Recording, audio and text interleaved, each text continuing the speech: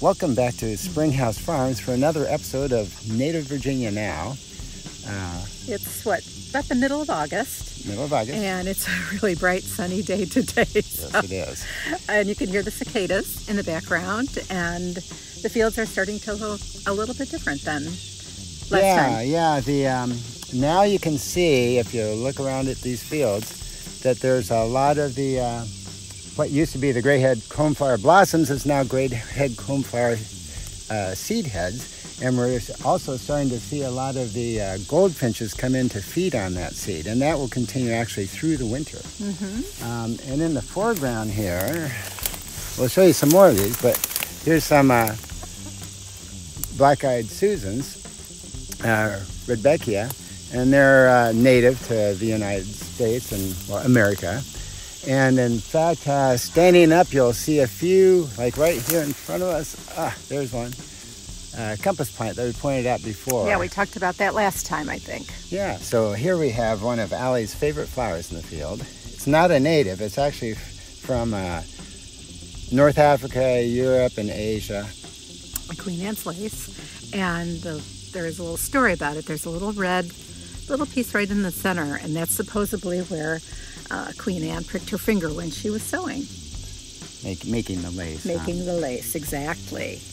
And what I like about this plant too is that one of the names for it is called wild carrot, and this is actually the precursor to the carrots that we eat.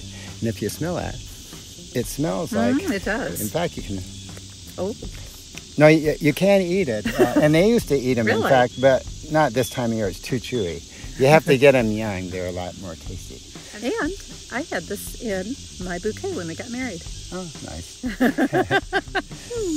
Now here's another tall species that shows up in the August prairie, which is nice for the reason that there's not a lot that's going on right now. Mm-hmm. And this one is called Joe Pieweed. Kind of a soft lavender. Soft lavender color. Mm-hmm. We have actually collected the seeds in the past. By hand. By hand. We don't do that anymore. The reason you collect these seeds is because you can sell for a lot of money this seed. I think it's like several $100s a pound. However, it's like collecting dandelion seeds. Mm-hmm. It takes millions of seeds to make up a pound. And doesn't it like wetter areas? It likes wetter areas, and but this is kind of in a drier area. Yeah, and it seems to be popping up a lot of different places on the prairie now.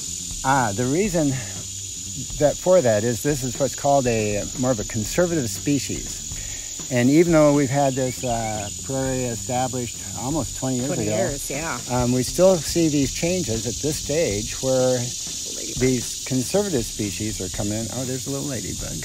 Oh, making her appearance. Whoop. And as opposed to pioneer species, which will jump in fast, like on disturbed soil, like around a groundhog hole or other sort of disturbed situations. Thistle is a good example of that. Foxtail, those are a lot of that. Pioneer species. These are conservative species. Ironweed, purple coneflower, they take a while to really get going, but as time goes on, they get a hold and they hang on because they're sturdy. So that's, you tell the Joe Pieweed, how the name came about. One of my favorite stories. Joe Pie was an Indian medicine man, American Indian medicine man. And so this plant is actually named after Joe Pie, the Indian medicine man. I'm down by the barn now to show you one of the grasses in our prairie. And this is called Virginia Wild Rye.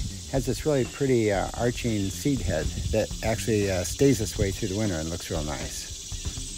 Here's a whole stand of Virginia Wild Rye. And then also behind me, you can see that there's a nice big stand of that compass plant, which is the super tall. It's, maybe 10, 12 feet tall, and it's in a group there. And again, it's nice now because it's really colorful at this time of year in August. And this plant is Rudbeckia triloba, brown-eyed Betty, and it's sort of like a Blackeyed Susan, but it's just smaller and a little more cute. So brown-eyed Betty. also a native of North America. This plant is called chicory. You've heard the name, and you've seen the plant along the roadsides. It's very common. In the morning it blooms, and it has this lovely shade, and if I get that focus, there you go. It's a lovely shade of periwinkle, I'd call that color. And chicory used to be used as a coffee substitute during times of war, for example, when there was scarcity of coffee, Civil War,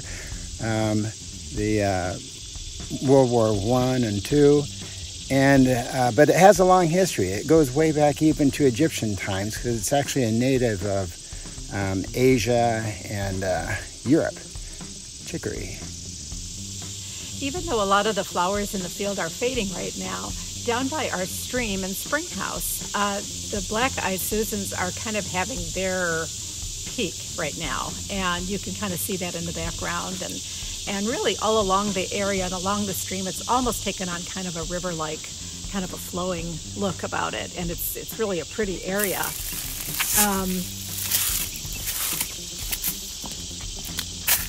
And you can see here's some New York ironweed right here at the bottom of the bridge. And then over in this area, you could see quite a bit of Joe Pye weed.